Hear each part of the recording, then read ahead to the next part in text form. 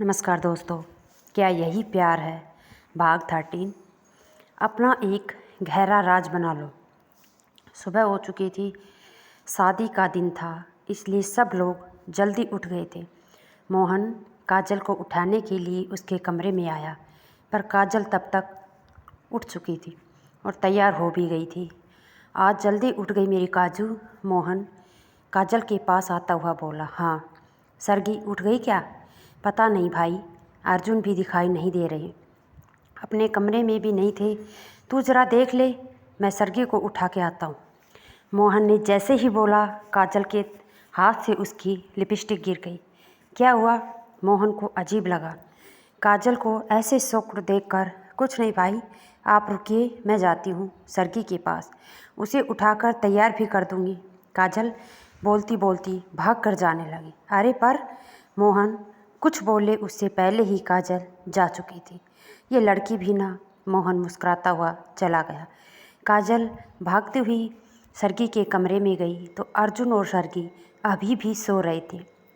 हे भगवान, दोनों को मिलने को कहा था और ये दोनों तो साथ में ही एक ही बिस्तर पर सो गए। काजल ने अपना सिर पीट लिया था। सरगी, अर्जुन उठो, सुबह हो गई है, सोने दो ना सरगी। सरगी नींद में बोली और फिर से सो गई। अर्जुन उठो। काजल दोनों को उठाने की कोशिश कर रही थी, पर दोनों हिलने का नाम नहीं ले रहे थे। हाँ मोहन भाई, आइए। हाँ, अर्जुन और सरगी साथ में ही हैं, काजल जोर से बोली। ये सुनते ही दोनों झट से खड़े हो गए। भाई, सरगी इधर उधर देखने लगी। मोहन कहाँ है? अर्जुन ने पूछा। बाहर है, और अभी मैं नहीं होती तो यहाँ मेरी जगह वो होते और तुम दोनों को ऐसे देख लिए होते। ओह, रात को पता ही नहीं चला कि हम कब सो गए। सरगी ने कहा। कोई बात नहीं सरगी और अर्जुन, तुम जाओ, और भाई तुम्हें ढूंढ रहे हैं। सरगी, तुम भी जल्दी से तैयार हो जाओ। सरगी, तुम भी जल्दी से तैयार हो जाओ, काजल ने कहा और वो वहाँ से चली गई। उधर त्रिपाठी हाउस में भी सब जोर जोर से तैयारी हो रही थी। हेलो, हाँ बोलो। जगन त्रिपाठी किसी से फ़ोन पर बात करते हुए बोले। सर, कल का सारा इंतज़ाम हो गया है। सामने से आवाज़ आई। बढ़िया, कल सारी मेडिसिन ठीक से एयरपोर्ट पहुंच जानी चाहिए और ध्यान रखना किसी को पता ना चले। जी सर, उसने कहा और फ़ोन काट दिया। बेटे तैयार हो गए? जगन ने देव के पास आते हुए कहा। हाँ पापा, बस हो गया, देव बोला। बेटा देखा ना, मैंने जैसा कहा वैसे तुमने किया, तो तुम आज अपनी पसंदीदा लड़की से शादी कर पा रहे हो। ऐसे ही हमेशा मेरी बात माना करो।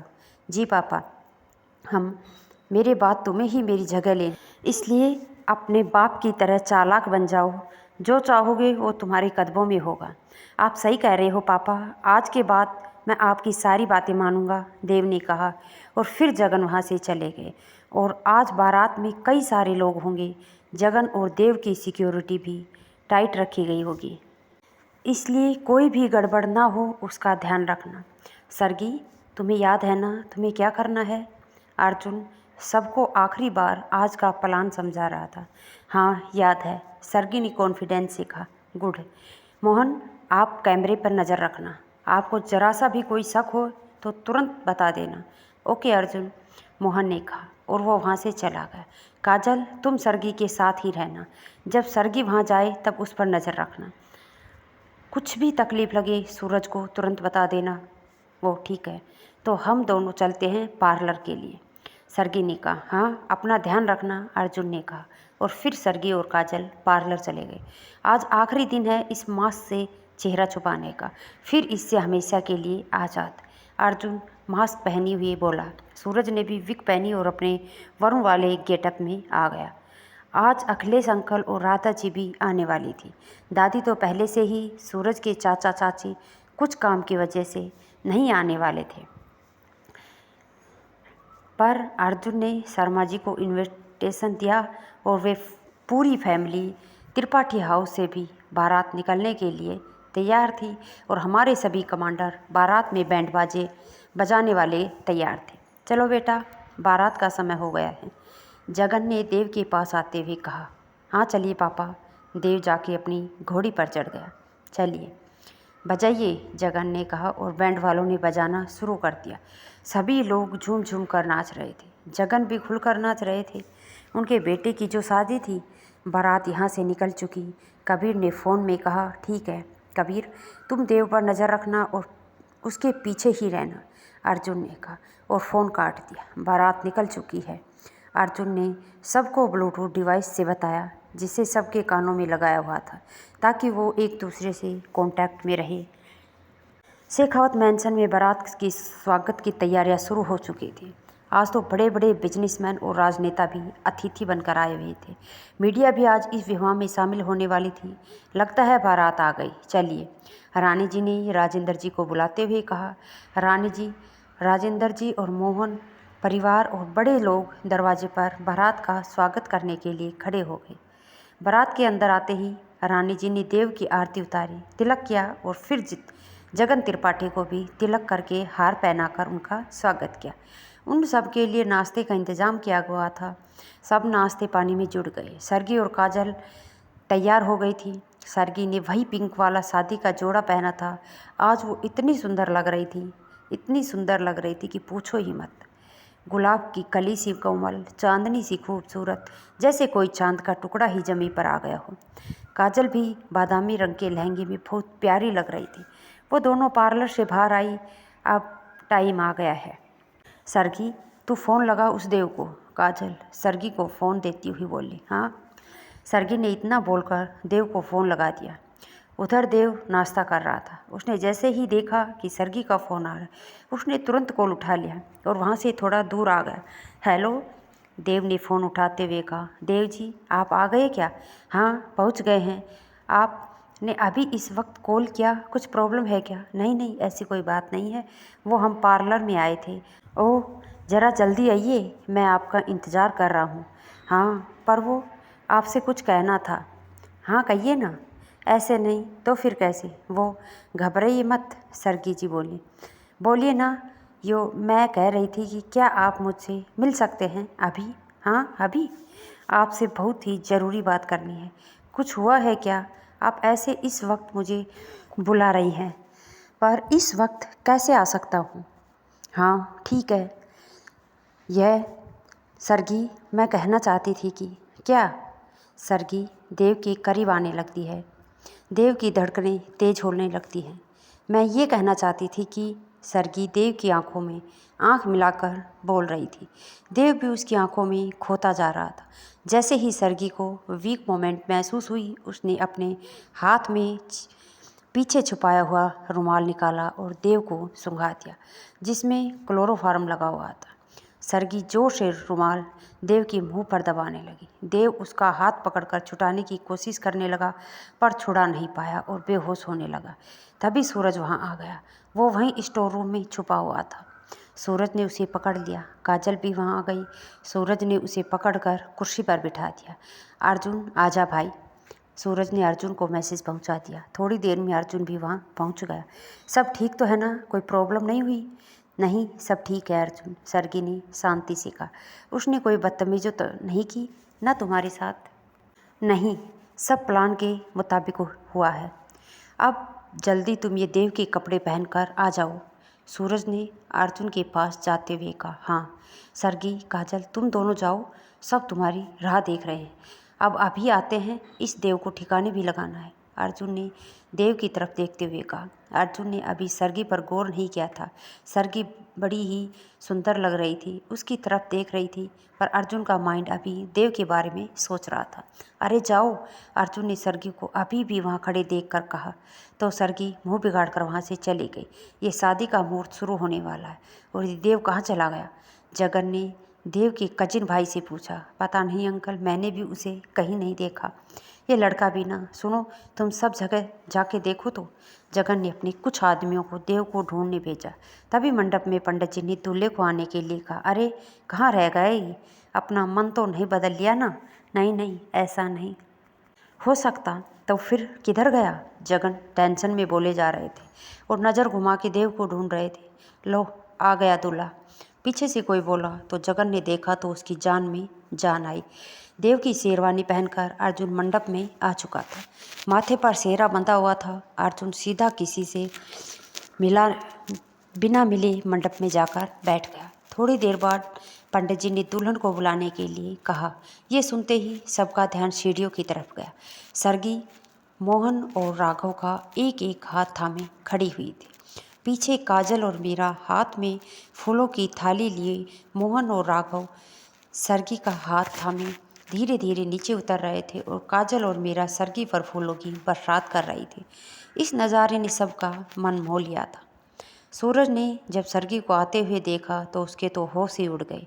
उसका तो मन हो रहा था कि अभी वो अपना सेहरा हटाए और सरगी के पास जाकर उसे अपने गोद में उठा ले, पर खैर वो भी क्या करता, उसके पास और कोई ऑप्शन भी तो नहीं था। ऐसे ही उसे अपने सपनों की राजकुमारी को देखना पड़ा। जो ख्वाब उसने देखे थे आज वो सच हो रहे थे। सरगी उसी के कहे पिंक लहंगे में उसके पास आ रही थी। ये कोई सपना तो नहीं है ना? अर्जुन ने आंखें मीचकर फिर से देखा और मन में कहा, नहीं ये सपना नहीं, बिल्कुल सच है।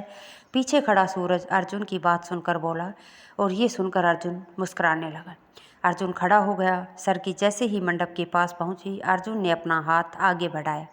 मोहन ने सरगी का हाथ सरगी के हाथों में रख दिया और ये देखकर सभी लोग तालियां बजाने लगे। सरगी अर्जुन का हाथ पकड़कर मंडप में बैठ गई। पंडित जी ने आगे की विधि शुरू कर दी। ये पिंक लहंगा, खुली जुल्फे, आंखों में काजल, शर्माता चेहरा, उफ ऐसे ही जान मांग लेती। इतने इंतजाम क्यों किए मोहतरमा? अर्जुन धीरे से सरगी के कानों में उसकी तारीफ करता हुआ बोला, पर सरगी ने कुछ जवाब नहीं दिया। अरे कुछ कहो तो। पूजा में ध्यान दो, बातों में नहीं, सरगी ने धीरे से कहा। तुम इतनी खूबसूरत लग रही हो कि मेरा ध्यान तुम पर से हट ही नहीं रहा है। ऐसे में मैं पूजा में ध्यान कैसे दूँ? बोलो।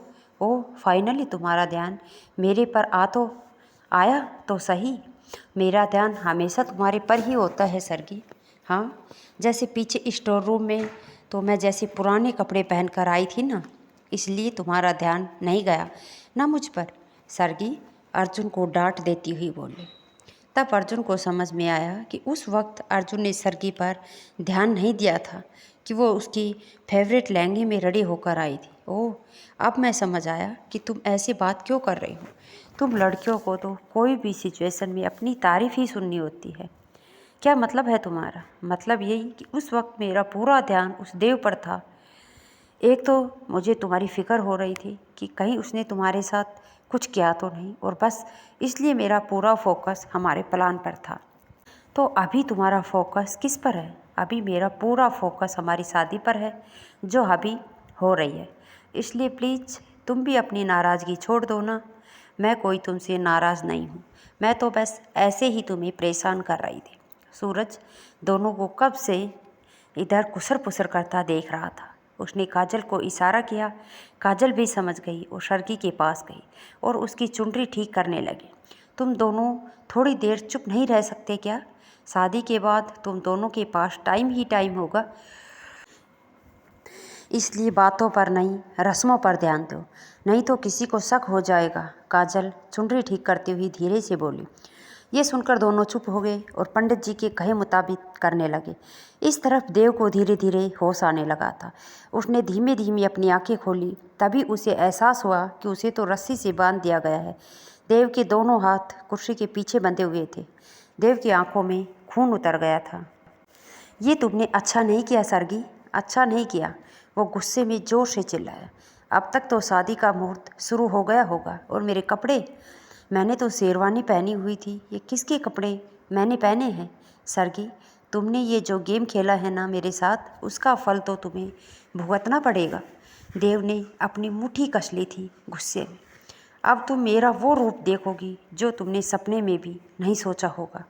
ये अच्छे वाले देव का तुमने अच्छा फ़ायदा उठाया है। अब मैं बताऊंगा तुझे कि फ़ायदा उठाना किसे कहते हैं।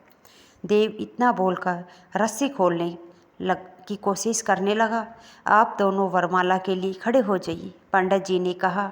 सरगी और अर्जुन वरमाला के लिए खड़े हुए और फिर दोनों ने एक दूसरे को वरमाला पहनाई। फिर आगे की विधि शुरू हो गई। इस तरफ देव रस्सी खोलने की पूरी कोशिश कर रहा था। तभी उसे स्टोर रूम में रखी हुई पुरानी कांच की डिश दिखाई दी। वो जैसे तैसे करके कुर्सी को पैरों से पीछे धकेलते हुए टेबल की तरफ आया और उसने पीछे बंधे हुए हाथों से वो डिश गिरा दी और डिश के टुकड़े टुकड़े हो गए। फिर उसने कुर्सी गिरा दी और खुद कुर्सी के साथ नीचे गिर गया। उसने कांच का टुकड़ा लिया और उससे रस्सी खोलने लगा। कांच का टुकड़ा उसके हाथ में भी लग गया और उससे खून भी बहने लगा, पर वो रुका नहीं।